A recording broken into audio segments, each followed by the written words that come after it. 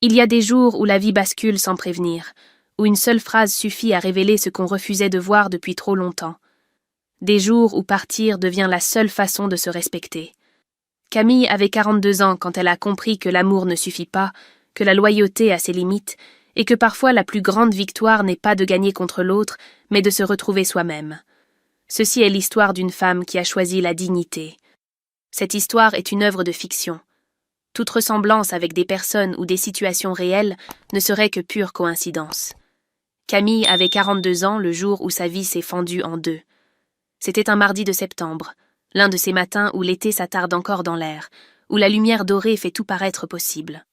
Le camion de déménagement stationnait devant la nouvelle maison, celle qu'ils avaient choisie ensemble 6 mois plus tôt, main dans la main, devant l'agent immobilier qui souriait.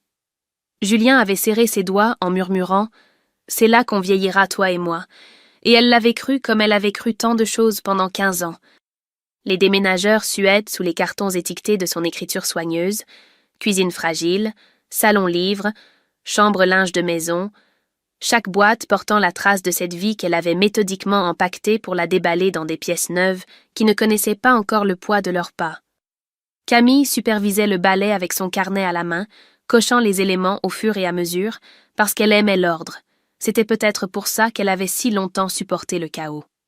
Julien était ailleurs, au téléphone comme toujours, voix autoritaire discutant chiffres et stratégies avec des collègues invisibles, costume impeccable même un jour de déménagement comme si le désordre domestique ne le concernait pas vraiment. Camille avait appris à ne plus attendre son aide pour ce genre de choses. Elle gérait, elle avait toujours géré. Vers 10 heures, elle monta au premier étage pour vérifier la disposition des chambres. Leur chambre principale donnait au sud, lumineuse et spacieuse, la salle de bain attenante sentait encore la peinture fraîche. En face, la petite chambre qu'elle destinait à devenir son atelier de couture, ce projet qu'elle nourrissait secrètement depuis des mois, ses après-midi imaginés penchés sur des tissus colorés, loin du vide qui avait envahi ses journées. Elle poussa la porte.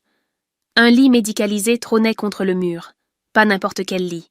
Celui avec les barres latérales, le matelas orthopédique, la table roulante aux pieds. Une commode ancienne vernie sombre occupait le coin droit et sur le dessus des cadres photos qu'elle ne reconnaissait pas. Julien enfant, Julien adolescent, Julien en costume de communion. Au mur, un crucifix en bois. L'air sentait la lavande et le camphre, cette odeur particulière des armoires de vieilles dames. Martine. Sa belle-mère s'installait ici, dans sa maison, dans sa pièce, sans qu'on lui ait demandé son avis.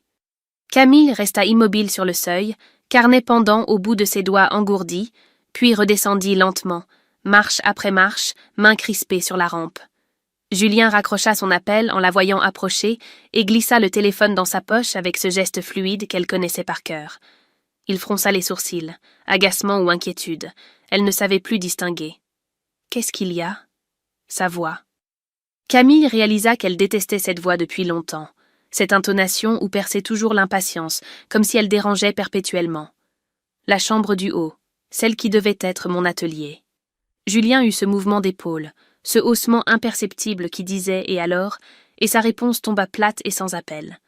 Maman avait besoin d'un endroit où vivre, tu sais bien que la maison de retraite elle n'en veut pas, et son appartement est devenu trop grand depuis la mort de papa.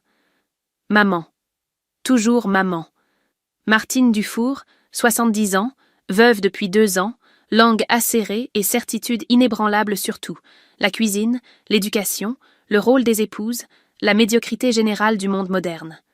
Martine qui débarquait tous les dimanches depuis 15 ans, inspectant la propreté des plaintes, commentant la cuisson du rôti, soupirant devant l'absence d'enfants comme devant une défaillance personnelle de Camille. Tu aurais pu m'en parler. Les mots sortirent sans force, presque une question. Julien consulta sa montre, geste réflexe, celui qui signifiait qu'il avait des choses plus importantes à gérer. « Je t'en parle maintenant. De toute façon, c'est fait.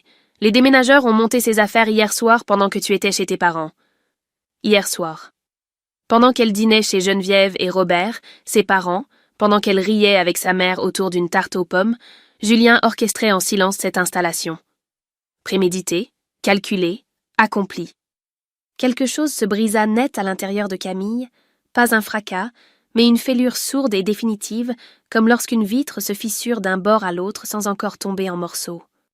Les heures suivantes s'écoulèrent dans un brouillard étrange où elle regarda les déménageurs vider le camion, empiler les cartons dans le salon, déballer les meubles, et elle répondait mécaniquement à leurs questions.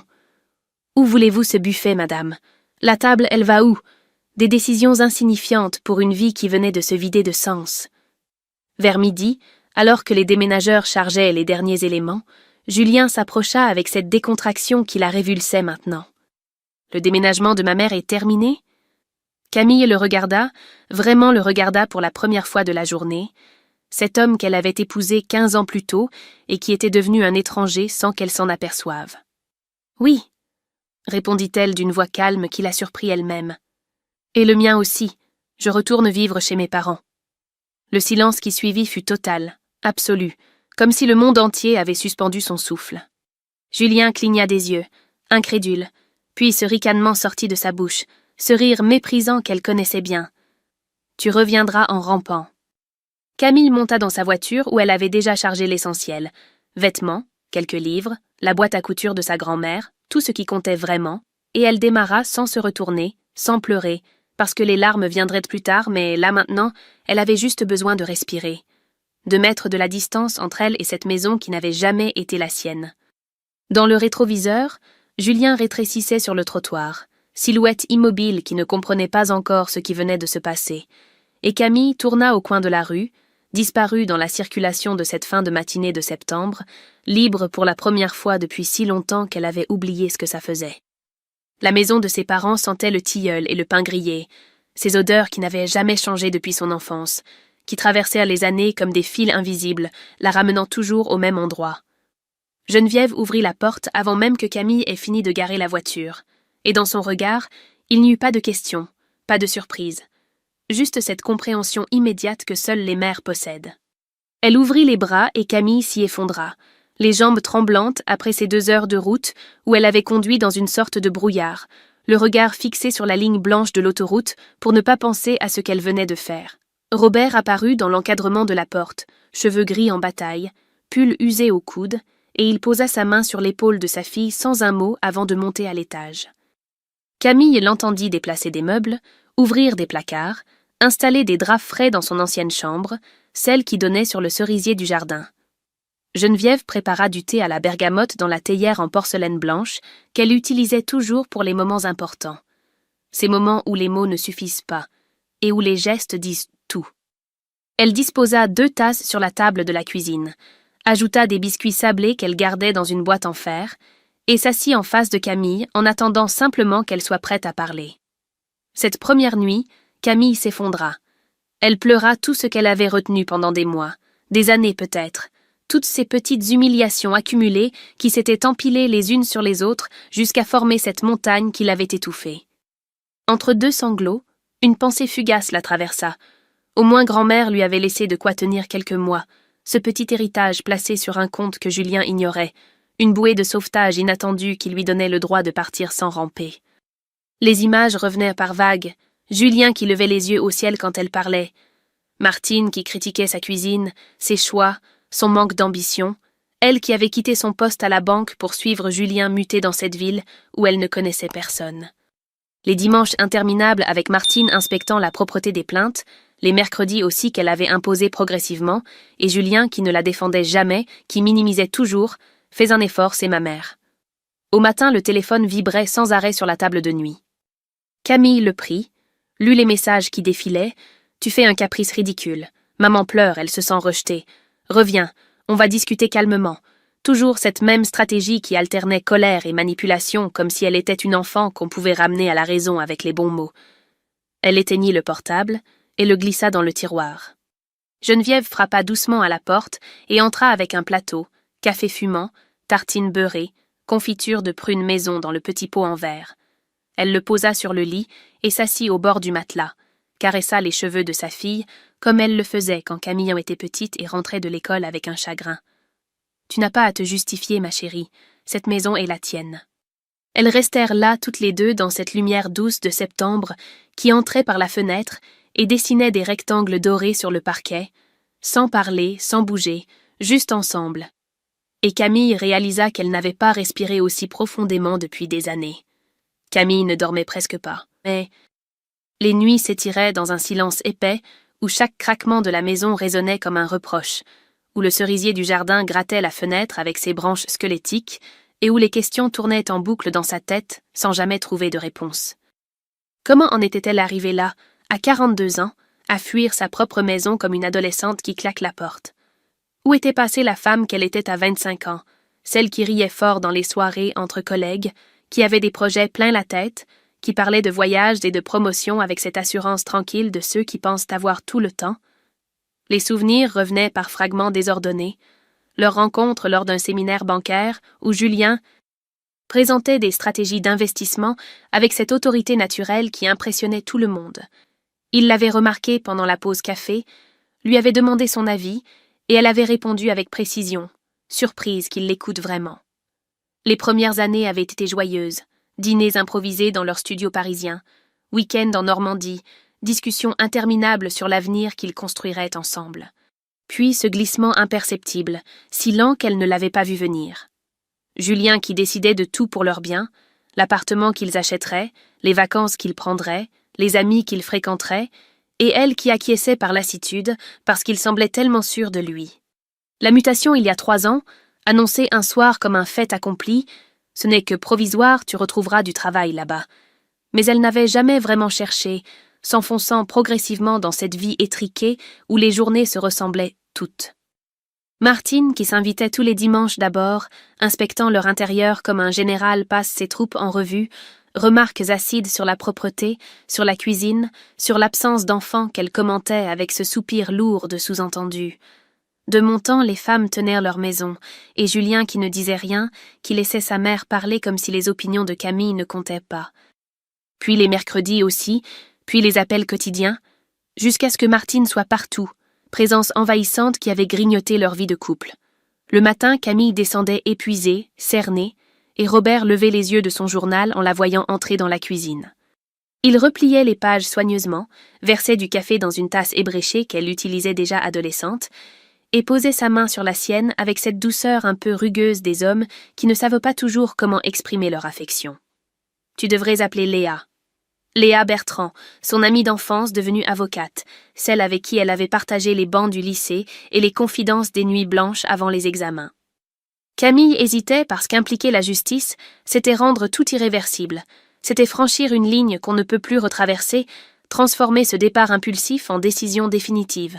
« Ma fille, tu as le droit de te défendre. » Robert avait cette façon de dire les choses simplement, sans emphase, juste des mots posés calmement qui portaient tout le poids de leur évidence.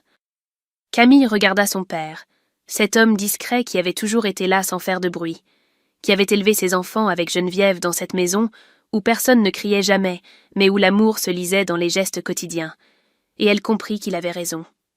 Cet après-midi-là, elle composa le numéro qu'elle connaissait par cœur, et la voix de Léa résonna chaleureuse et professionnelle à la fois, 2 intonations mêlées qui disaient « Je suis ton amie, mais je vais te défendre. Je t'attendais, viens demain à mon cabinet. » Camille raccrocha et resta longtemps assise dans la cuisine silencieuse, regardant par la fenêtre le jardin où les feuilles commençaient à tomber, se préparant mentalement à affronter ce qui viendrait. 3 semaines passèrent dans une douceur inattendue, un rythme lent qui ressemblait à une convalescence après une longue maladie. Camille se levait sans réveil, descendait pieds nus dans la cuisine où Geneviève préparait déjà le café, et elles déjeunaient ensemble devant la fenêtre qui donnait sur le jardin. Les petits déjeuners s'étiraient parfois jusqu'à 10 heures, conversations à bâtons rompus sur tout et rien, rires partagés autour d'anecdotes anciennes qui revenaient comme des vagues douces. Les après-midi, Camille s'installait près de la fenêtre du salon avec la vieille boîte à couture de sa grand-mère, celle aux boutons dépareillés et aux fils emmêlés qui sentaient encore la lavande. Elle recousait de vieux vêtements, reprisait des ourlets défaits, retrouvait ces gestes patients que sa grand-mère lui avait appris pendant les vacances d'été, quand elle avait 10 ans et que le temps semblait infini. Geneviève l'observait discrètement par-dessus son livre, heureuse de voir ses gestes revenir, cette concentration paisible sur le visage de sa fille. Un soir après le dîner, Robert évoqua prudemment l'avenir en repliant sa serviette avec ce soin méticuleux qu'il mettait dans tous ses gestes. « Tu as 42 ans, Camille, tu as encore toute une vie devant toi. » Les mots étaient simples, mais ils portaient une vérité qu'elle ne pouvait plus ignorer. L'idée d'un travail germa doucement, Pas par nécessité financière immédiate, parce que l'héritage de sa grand-mère lui offrait quelques mois de tranquillité, mais par besoin de se reconstruire, de retrouver cette part d'elle-même qu'elle avait abandonnée 3 ans plus tôt. Elle contacta timidement d'anciens collègues de la banque, ces noms qu'elle avait gardés dans son téléphone sans jamais oser les appeler. Marc Lavigne répondit avec surprise dans la voix, surprise heureuse de la retrouver après tout ce temps, et il lui parla d'une agence qui cherchait justement quelqu'un en gestion clientèle. « Avec ton expérience, ça devrait t'intéresser. » Camille raccrocha le cœur battant, les mains tremblantes, 3 ans d'absence professionnelle qui pesaient comme une faute qu'elle devrait justifier. Un matin au supermarché, elle croisa Madame Blanchard, l'ancienne voisine de la nouvelle maison, celle qui connaissait tout le monde et racontait tout à tout le monde. La femme hésita visiblement avant de s'approcher, gênée, tripotant l'anse de son panier avec nervosité. Finalement, elle lâcha d'une traite. « Martine se plaint à tout le quartier que vous avez abandonné son fils. Elle dit que vous êtes parti sans raison. » Camille sourit poliment, répondit « Je vous souhaite une bonne journée, Madame Blanchard », et changea de fil sans se retourner. Pendant ce temps, Julien multipliait les tentatives, appels depuis des numéros inconnus qu'elle ne décrochait plus, passage éclair devant la maison familiale où Robert le renvoyait fermement sans élever la voix, lettres déposées dans la boîte que Geneviève jetait directement sans les ouvrir. Toujours la même rengaine, tu exagères. Reviens, on peut s'arranger. Jamais d'excuses, jamais de remise en question. Juste cette certitude qu'elle finirait par céder comme elle avait toujours cédé. Mais Camille ne répondait plus.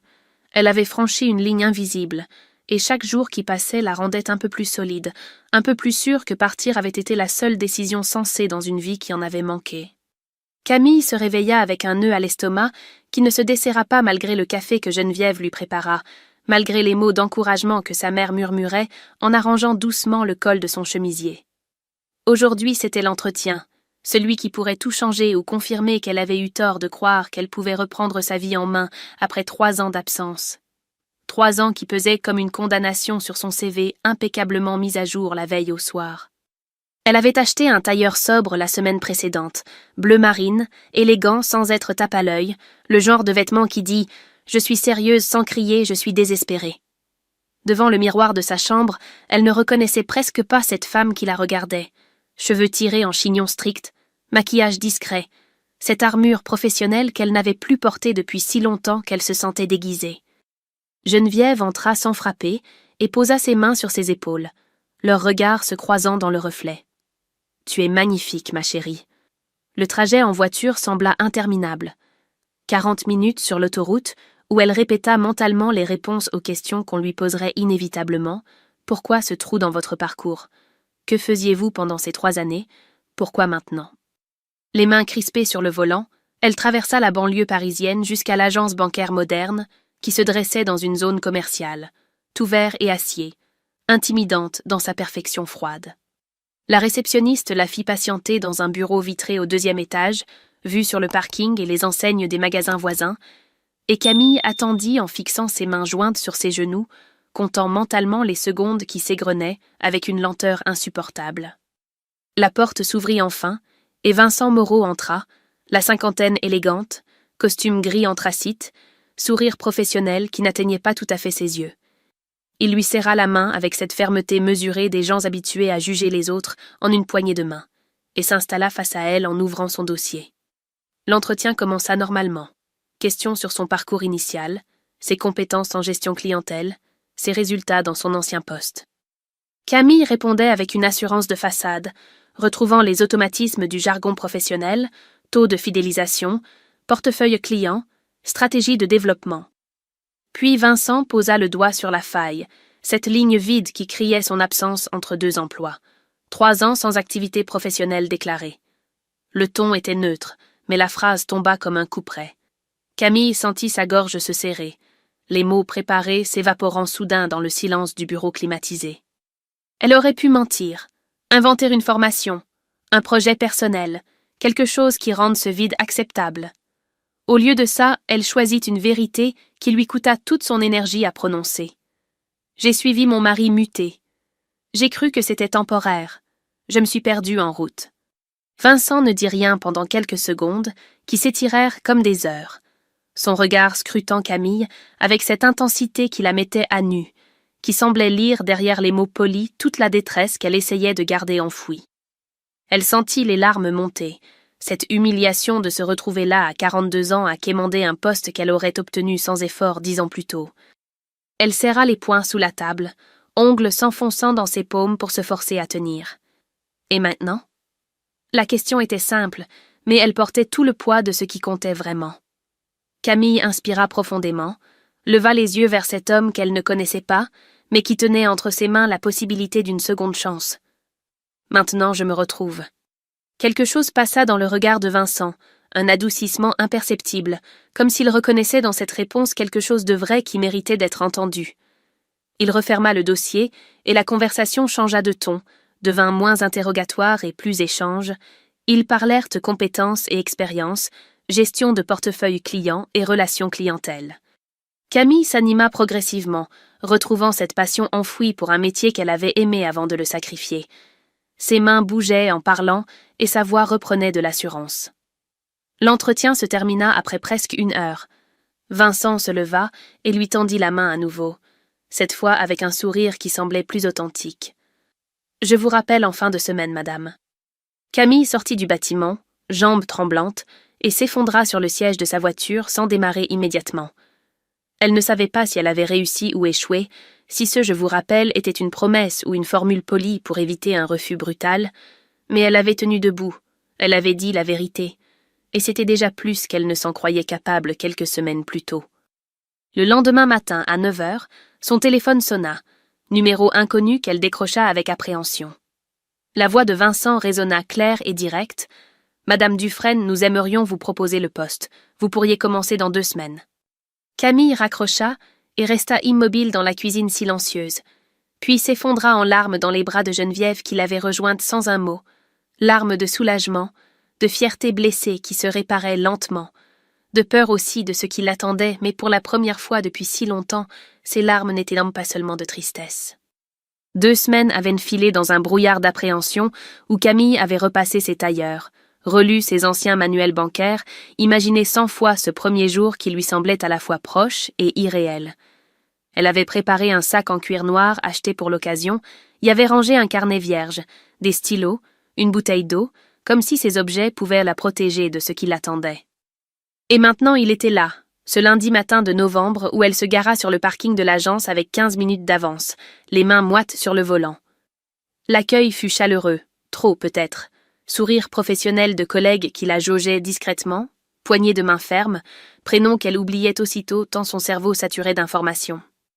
Vincent la guida à travers l'open space jusqu'à son bureau, petit espace vitré qui donnait sur la salle principale, ordinateur déjà allumé, pile de dossiers clients qui l'attendaient.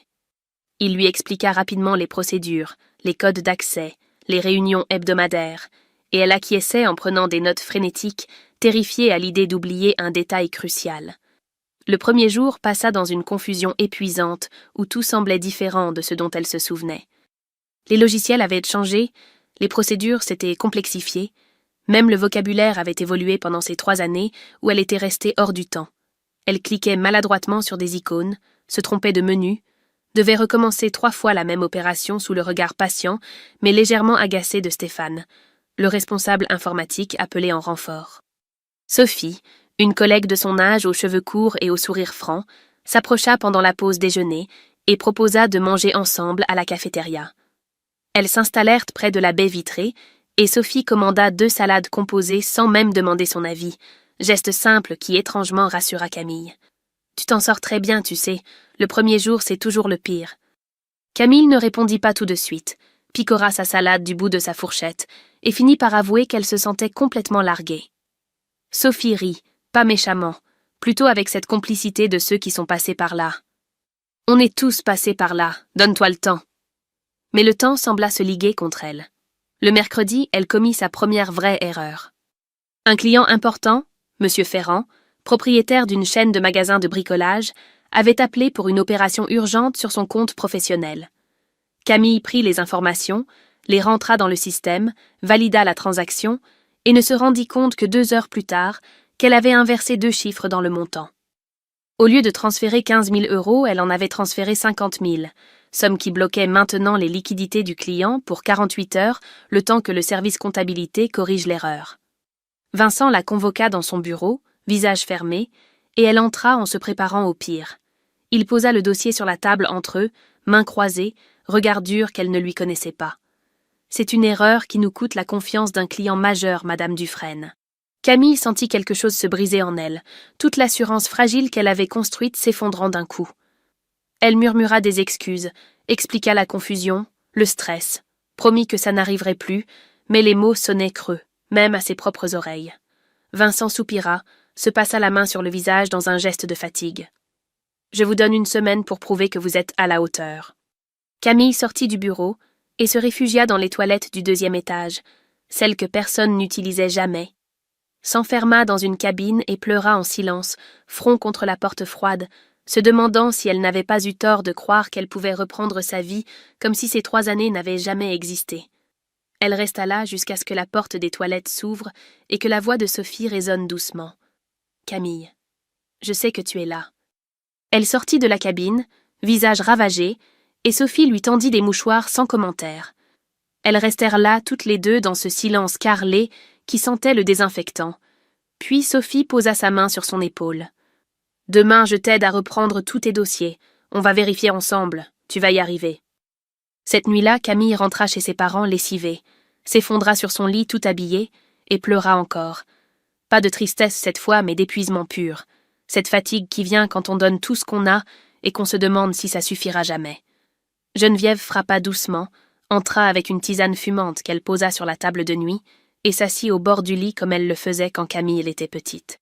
« Tu n'es pas obligée de te prouver quoi que ce soit en une semaine, ma chérie. » Mais Camille savait qu'elle devait, parce que tenir debout professionnellement était devenu la seule façon de ne pas s'effondrer complètement.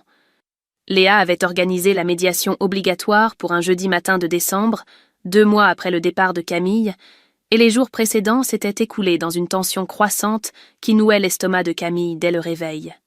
Elle redoutait ce moment depuis des semaines, cette confrontation inévitable avec Julien dans une salle neutre où leur vie serait décortiquée par des étrangers en costume. Le matin venu, Léa passa la chercher chez ses parents dans sa berline noire qui sentait le cuir et le café. Elle portait un tailleur strict qui la transformait en une version d'elle-même que Camille ne reconnaissait pas tout à fait, professionnelle et intimidante, celle qui allait la défendre avec des mots qu'elle ne comprenait qu'à moitié. « Tu n'es pas seule », répéta Léa en se garant devant le tribunal, et Camille hocha la tête sans être sûre d'y croire vraiment. Le bâtiment était gris, austère, avec ses couloirs interminables qui sentent le désinfectant et le papier administratif. Ils attendirent dans un hall où d'autres couples se tenaient à distance les uns des autres, visages fermés, silence lourd de reproches non dits. Puis on les appela, salle numéro 12 au 2e étage, et Camille gravit les marches en se concentrant sur sa respiration pour ne pas vaciller. Julien était déjà là, assis à la table rectangulaire avec son avocat, un homme sec aux tempes grisonnantes qui feuilletait des documents avec des gestes précis. Julien leva les yeux quand elle entra et quelque chose passa dans son regard, surprise peut-être de la voir si différente, ou déception qu'elle soit vraiment venue. Il portait son costume bleu marine, celui des grandes occasions, et ses mains étaient crispées sur la table comme s'il se retenait de bouger. Le médiateur, un magistrat à la retraite au visage fatigué qui avait dû arbitrer des centaines de séparations, posa les bases d'une voix monotone. Partage des biens, notamment la maison acquise en commun, nécessité de trouver un accord amiable pour éviter une procédure longue et coûteuse. Camille écoutait sans vraiment entendre, concentrée sur le fait de rester droite sur sa chaise, de ne pas croiser le regard de Julien. L'avocat de Julien attaqua le premier, voix posée mais venin sous chaque mot. Ma cliente a quitté le domicile conjugal sans motif valable, abandonnant son époux et sa belle-mère qui s'étaient installés pour raison de santé. Camille sentit la colère monter, brûlante et acide, mais Léa posa sa main sur son bras pour la retenir.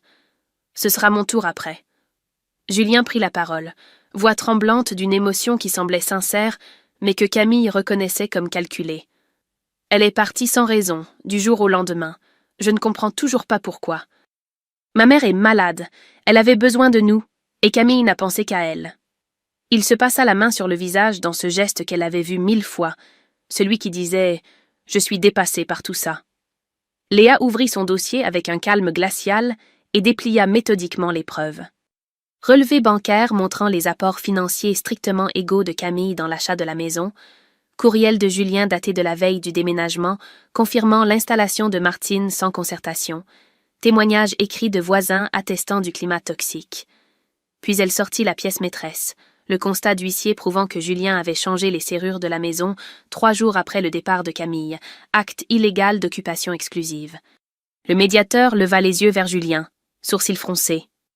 « Monsieur, votre comportement pose problème juridiquement. » L'avocat de Julien tenta de minimiser, parla de protection du domicile, de peur que Camille revienne prendre des biens qui ne lui appartenaient pas. Mais les mots sonnaient faux dans cette salle froide où tout se réduisait à des faits vérifiables. La pause arriva enfin, 15 minutes de répit où Camille sortit dans le couloir pour respirer. Julien la suivit, la rattrapa près des distributeurs de café, et elle se retourna en croisant les bras pour se protéger. « On peut arrêter ce cirque, Camille. Reviens, on recommence à zéro. Maman peut retourner chez elle si c'est vraiment ça le problème. » Elle le regarda, vraiment le regarda pour la première fois depuis des mois, cet homme qu'elle avait aimé et qui était devenu un étranger portant le visage de quelqu'un qu'elle avait connu. « Il n'y a plus rien à recommencer, Julien. » Sa voix ne tremblait pas, elle s'en rendit compte avec une satisfaction étrange. La médiation reprit et se termina sans accord, renvoi automatique à une audience formelle dans 2 mois. Mais en sortant du tribunal, Camille se sentit plus légère qu'elle ne l'avait été depuis longtemps. Léa la serra dans ses bras sur le parvis. « Tu as été parfaite. » 2 mois s'écoulèrent dans une attente qui rongeait Camille de l'intérieur, malgré les apparences de normalité qu'elle maintenait au travail, où elle avait finalement prouvé sa valeur après ce début catastrophique, et à la maison où Geneviève continuait de préparer ses tisanes du soir, comme si la vie suivait son cours paisible. Mais les nuits restèrent difficiles, peuplées de scénarios catastrophes où elle perdait tout, où le juge décidait qu'elle avait tort, qu'elle devait revenir ramper comme Julien l'avait prédit. Le jour de l'audience finale arriva par un matin glacial de février où le givre dessinait des cristaux sur les vitres de la voiture. Robert insista pour l'accompagner, costume sombre sorti du placard pour l'occasion, et Geneviève porta son tailleur gris-perle qu'elle réservait aux événements importants. Leur présence dans la salle d'audience, assis au premier rang derrière Camille, lui donna une force qu'elle ne se connaissait pas. La juge était une femme d'une 60aine d'années, au regard perçant qui s'installa derrière son bureau surélevé, avec des gestes mesurés, ouvrit le dossier et chaussa ses lunettes avant de lever les yeux vers les parties. L'avocat de Julien plaida le premier, tentant de minimiser la contribution financière de Camille en invoquant des revenus inférieurs à ceux de son client, suggérant une instabilité émotionnelle qui l'aurait poussé à fuir de manière irrationnelle. Les mots tombaient comme des gifles, chaque phrase déformant la réalité jusqu'à la rendre méconnaissable. Léa démonta point par point avec cette précision chirurgicale qui faisait d'elle une excellente avocate, documents à l'appui, chronologie implacable des événements, preuve matérielle que même le meilleur rhéteur ne pouvait contredire. Puis vint le moment que Camille redoutait le plus, celui où la juge l'interrogea directement. « Madame, pourquoi avez-vous quitté le domicile conjugal ?» Camille se leva, jambes tremblantes, et inspira profondément en sentant le regard de ses parents dans son dos comme une main qui la soutenait. Les mots sortirent plus facilement qu'elle ne l'aurait cru, clairs et posés malgré l'émotion qui serrait sa gorge. « Madame la juge, pendant 15 ans, j'ai essayé d'être une bonne épouse. J'ai suivi, j'ai cédé, j'ai tu. Le jour où mon mari a installé sa mère chez nous sans m'en parler, sans me consulter, j'ai compris que je n'existais plus dans ma propre vie. Je suis partie pour me respecter. Le silence qui suivit fut total, absolu, comme si la salle entière retenait son souffle. La juge nota quelque chose dans son dossier, visage impassible, puis annonça qu'elle se retirait pour délibérer. 20 minutes qui s'étirèrent, comme des heures où Camille resta assise sans bouger, fixant le dossier de la chaise devant elle, sentant la main de Robert qui serrait doucement son épaule. La juge revint et lut le dispositif d'une voix neutre qui ne laissait transparaître aucune émotion. Vente de la maison commune, partage équitable du produit de la vente, compensation financière due par M. Dufresne à Mme Dufresne pour occupation exclusive injustifiée du bien, montant fixé à 8 000 €. Camille entendit les mots sans vraiment les comprendre immédiatement, puis Léa se tourna vers elle avec un sourire qui disait « Tu as gagné ». En sortant du tribunal, Camille sentit ses jambes se dérober et Robert la soutint fermement par le bras. « C'est fini, ma grande, c'est fini. » Geneviève pleurait doucement, mouchoir pressé contre ses lèvres, et Léa rayonnait de cette fierté professionnelle de celle qui sait qu'elle a bien fait son travail. Elles déjeunèrent toutes ensemble dans une brasserie proche, moment simple et joyeux où elles trinquèrent au champagne, que Robert commanda malgré l'heure matinale. Camille réalisa en regardant autour de cette table qu'elle n'avait plus peur, que pour la première fois depuis des mois cette boule d'angoisse qui habitait son ventre s'était dissoute. Ce soir-là, dans la cheminée familiale, elle brûla une photo de son mariage retrouvée au fond d'une boîte, pas avec colère ni avec rage, juste avec cette paix tranquille de celle qui referme définitivement un chapitre pour en ouvrir un autre.